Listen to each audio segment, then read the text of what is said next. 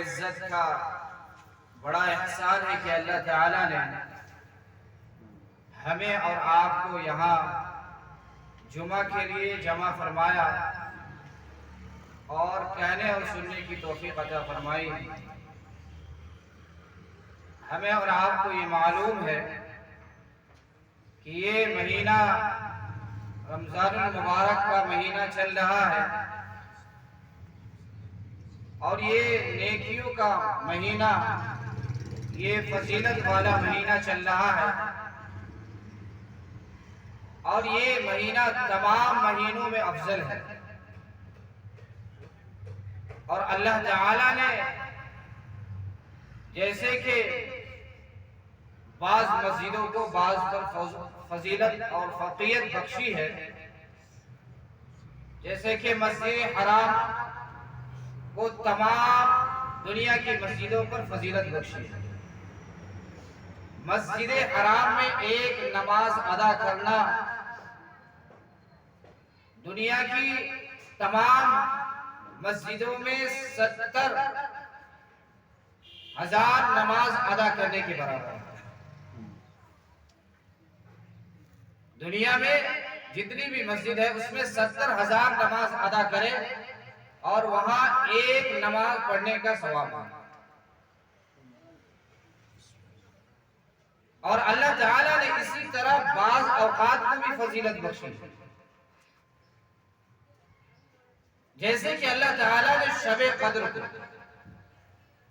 تمام راتوں پر فضیلت بخشی، بعض دنوں کو جیسے کہ جمعہ کا دن اور یوم عرفہ کا دن، یہ تمام دنوں کا سردار ہے۔ اور اللہ تعالیٰ نے مہینوں کو بھی فضیلت بخشی، جیسے کہ رمضان المبارک کو تمام مہینوں پر فضیلت بخشی۔ اور جو شخص اس مہینے میں جتنا بھی نیک عمل کرتا ہے، اللہ تعالیٰ اس کو اور دنوں کی بنسبت زیادہ عطا فرماتے ہیں۔ حدیث میں ہے کہ آپ صلی اللہ علیہ وسلم نے ارشاد فرمایا، اگر کوئی شخص رمضان المبارک میں کسی عبادت کے ذریعے، وہ عبادت فرض نہ ہو، نفلی عبادت ہو، اللہ کا قرب حاصل کرے، تو اللہ تعالی اور دنوں کی بنسبت اس مہینے میں ایک نفل ادا کرنا اور دنوں میں ایک فرض ادا کرنے کے برابر ثواب ہے۔ اس مہینے میں نفل فرض کے برابر ثواب ملتا ہے، اور فرض کو اللہ تعالیٰ بڑھا دیتے ہیں 70 گنا۔ اور دوسری حدیث میں ہے کہ آپ صلی اللہ علیہ وسلم نے ارشاد فرمایا، اگر جو شخص، جو مسلمان رمضان المبارک میں ثواب کی امید رکھتے ہوئے، ایمان کے ساتھ ثواب کی امید رکھتے ہوئے اللہ کی عبادت کرے، اللہ تعالیٰ اس کے پچھلے تمام گناہ معاف کر دیتے ہیں۔ اتنی بڑی فضیلت اس مہینے کی، پھر بھی ہم اس مہینے کو یوں ہی گوا دے تو ہمارے لیے بہت ہی خسارے کی بات ہے۔ ایک اور حدیث ہے کہ آپ صلی اللہ علیہ وسلم نے ارشاد فرمایا کہ اگر کوئی مسلمان اس مہینے میں عمرہ کرتا تو وہ عمرہ کرنا اس کے حج کرنے کے برابر ثواب عطا فرماتا ہے۔ اور ایک اور حدیث میں ہے کہ آپ صلی اللہ علیہ وسلم نے ارشاد فرمایا کہ اگر کوئی انسان رمضان المبارک کے مہینے میں عمرہ کرتا ہے تو اس کا عمرہ کرنا گویا میرے ساتھ حج کرنے کے برابر ہے۔ آپ صلی اللہ علیہ وسلم کو ہم نے تو دیکھا نہیں ہے، لیکن آپ کے ساتھ جو حج کرنے کا فضیلت کتنا بڑا مقام ہے، وہ مقام اللہ تعالیٰ اس مہینے میں عمرہ کرنے سے عطا فرمایا۔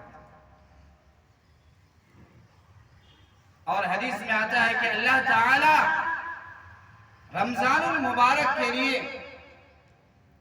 جنت کو 1 سال پہلے ہی سجانا شروع کر دیتے ہیں۔ جنت کے رمضان کے استقبال کے لیے اللہ تعالیٰ جنت کو آراستہ کرتے ہیں، سجاتے ہیں، مزین کرتے ہیں۔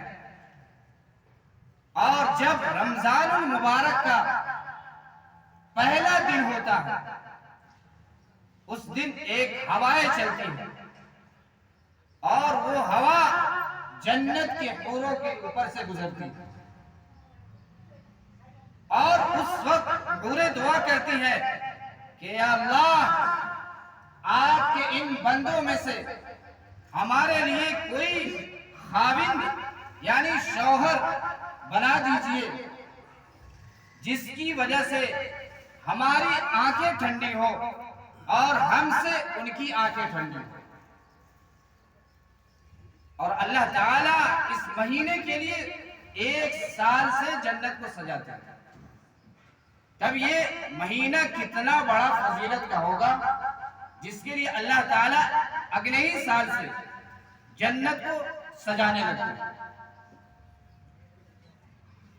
اور آپ صلی اللہ علیہ وسلم نے ارشاد فرمایا، جب رمضان المبارک کا پہلا رات شروع ہوتا ہے، اسی دن سے اللہ تعالی شرکش شیاطین اور شرکش جنات کو قید کر دیتے ہیں۔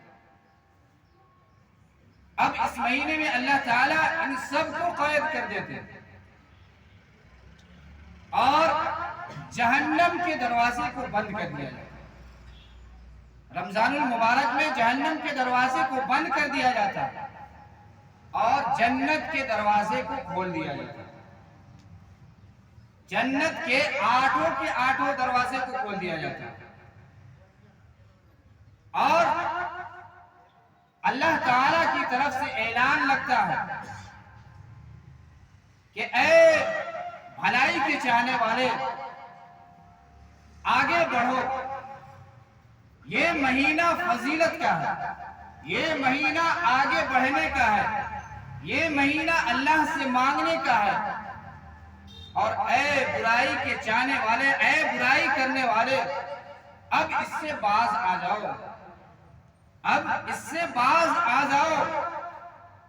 تو میرے محترم بزرگوں، دوستو، یہ چند حدیثیں نمونے کی طور پر ذکر کی گئی، ورنہ اس کی فضیلت پر بہت ساری حدیثیں ہیں۔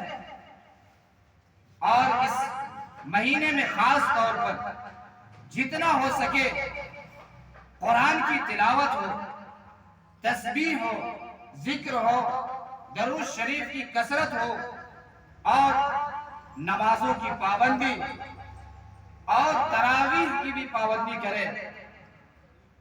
اور اس مہینے کی ایک خاص فضیلت، اس مہینے میں ایک خاص فضیلت یہ بھی ہے کہ اللہ تعالیٰ نے اسی مہینے میں قرآن مقدس کو نازل فرمایا، جو یہ قرآن مجید تمام دنیا کے لیے ہدایت ہے، رہتی دنیا تک یہ ہدایت ہے، اور اس کا فیصلہ اللہ تعالیٰ نے اسی ماہ مبارک میں عطا فرمایا۔ اسی رمضان المبارک کی 24 تاریخ میں اللہ تعالیٰ نے قرآن مجید کو لوح محفوظ سے آسمان دنیا پر نازل فرمایا، اور وہاں سے اللہ تعالیٰ نے آسمان دنیا سے دنیا میں 23 سال میں نازل فرمایا۔ وہاں سے ایک ہی دن میں اللہ تعالیٰ نے پورے قرآن کو نازل کر دیا، پھر اس کے بعد آسمان دنیا سے دنیا میں 23 سال میں نازل ہوا۔ جیسی ضرورت ہوتی گئی اللہ تعالیٰ ویسے نازل کرتے گئے، تو یہ اور بھی فضیلت اس کی بڑھ جاتی ہے۔ کہ جس میں اللہ کا کلام نازل ہو، وہ مہینہ کتنا بڑا فضیلت کا ہوگا کہ اللہ تعالیٰ نے خود ہی قرآن میں فرمایا شہر رمضان الذی انزل فیہ القرآن ھدی للناس وبینات من الہدی والفرقان،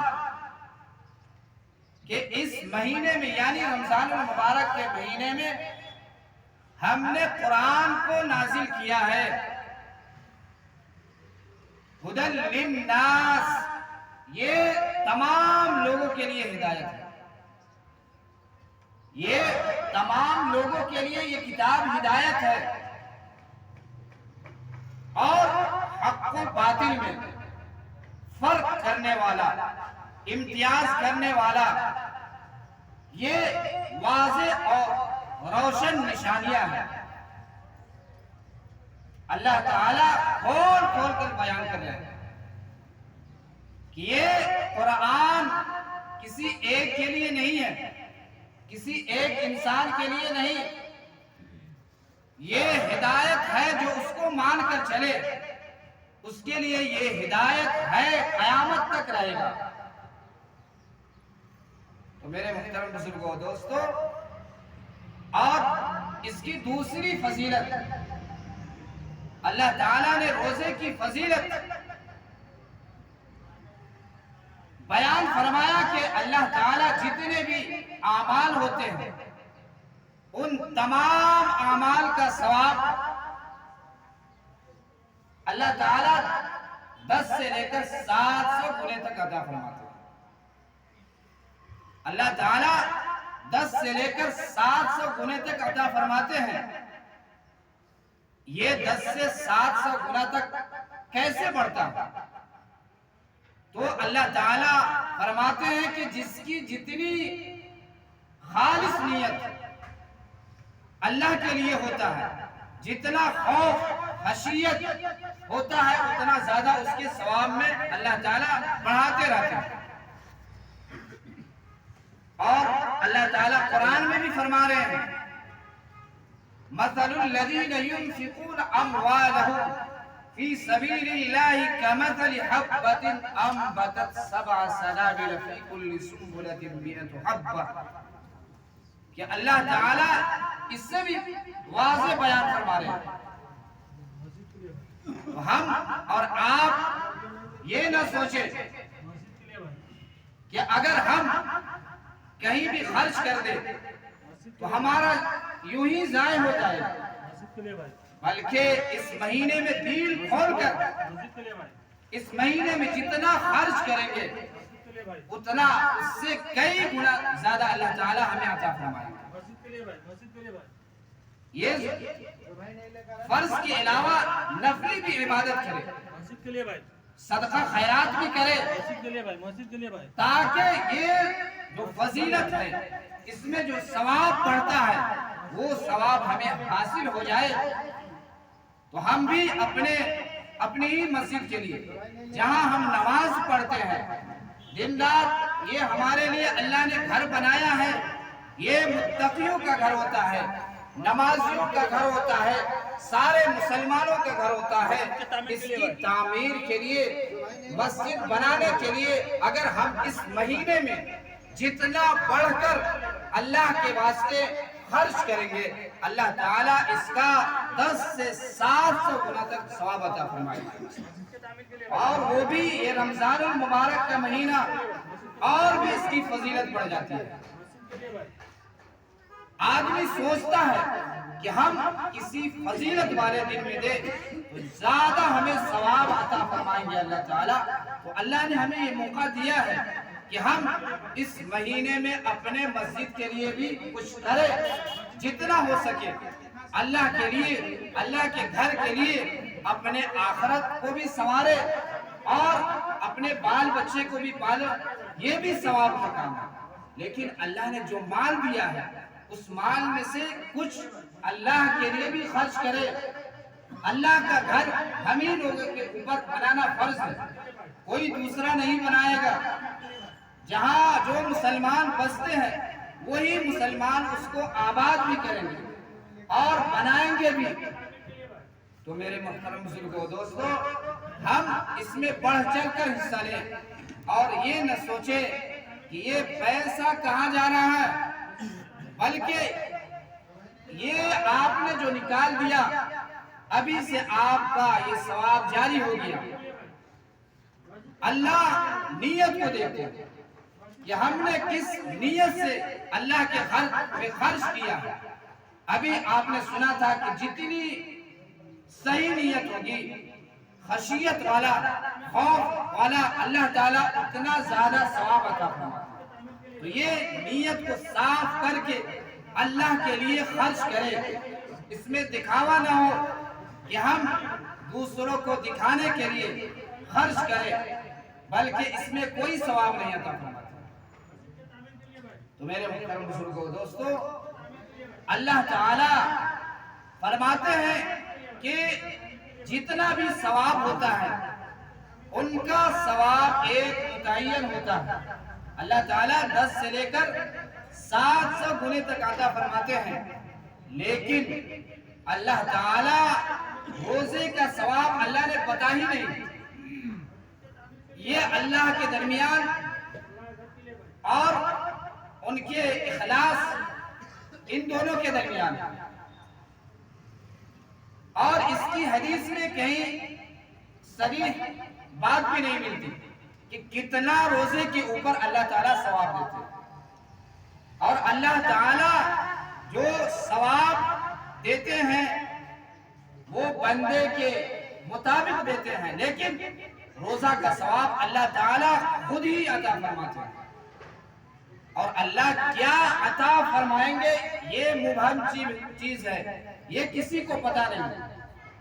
اسی لیے تو اللہ نے کہا کہ روزہ دار کو 2 خوشیاں نصیب ہوتی ہیں، ایک خوشی افطار کے وقت، دوسری خوشی اللہ سے ملاقات کے وقت۔ اس وقت جب اپنا نامہ اعمال دیکھے گا، اس کے نامہ اعمال میں کتنا ثواب ہوگا، اس وقت دیکھ کر اسے خوشی ہوگی۔ اور 2 خوشی سے مراد یہاں ایک افطار کے وقت،